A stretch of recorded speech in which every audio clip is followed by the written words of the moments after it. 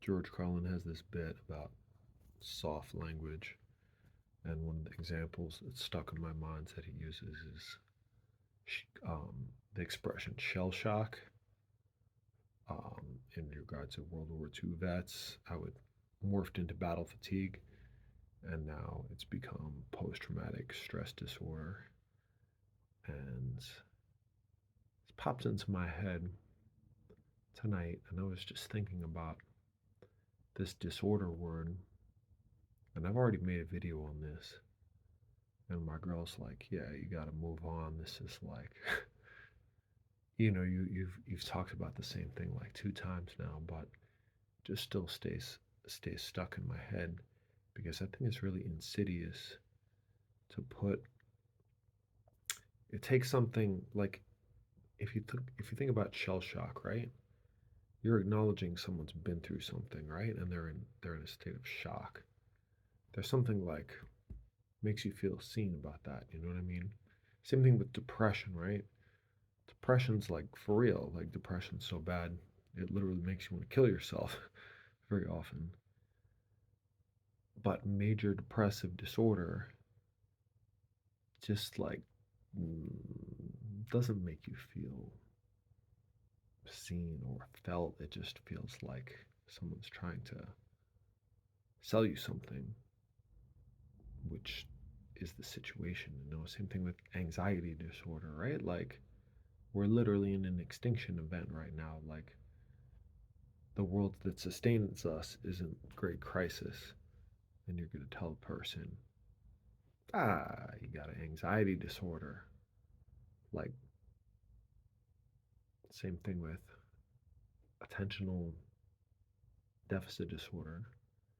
Like, if someone doesn't want to pay attention to what they're supposed to pay attention to, that's a problem, right? Even though these same people can have really laser focused attention in the right circumstances. But creating the right circumstances, that's a big challenge for parents and educators and society. So it's your problem. Wait, where's the camera? Yeah, your problem, not society's problem. And if you got a problem with that and you want to say something about it, then you got oppositional defiance disorder. That's always been my favorite. Probably always will be my favorite. And to me, this like taking of responsibility and putting it directly onto the person and telling them that they're the problem and telling them they've got a disorder rather than that they've been through something and they're in a state of shock or trauma. Yeah, it's really messed up. And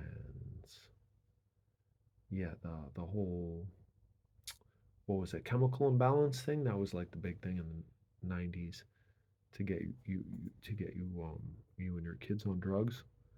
Like that was just made up.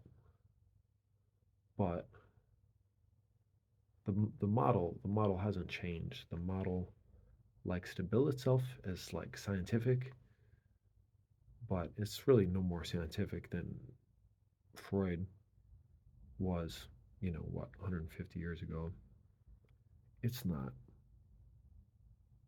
it's not based on any kind of objective criteria, and it makes the individual into the problem, and the individual is not the problem. Not to say the individual doesn't have a problem, not to say the individual cannot be predisposed to anxiety or obsession or depression or anger or any number of other adjectives that you want to throw onto them. Like, that's legit. Suffering is legit. And people need help, no doubt. But they're not having a crazy disordered response to reality. They're having often very sane and rational response maybe dysfunctional, but it's not crazy. The funny thing is, you can't say crazy anymore. You can't say that guy's crazy. That's like mean or something. But call someone disordered, tell them they should take their meds. That's okay, because there's a lot of profit to be made off that. It's messed up, and I don't know what the solution is, but I just felt like I had to make one more video about it. And if you're out there suffering, my heart goes out to you, and I hope you can get to the bottom of it through whatever means, internal or external, that you can find. And I'm not here to sell you any solutions because I really don't know. But I just think often about the institutional and medical gaslighting that I went through, and I don't like it, and I hope that it changes. Thanks for watching.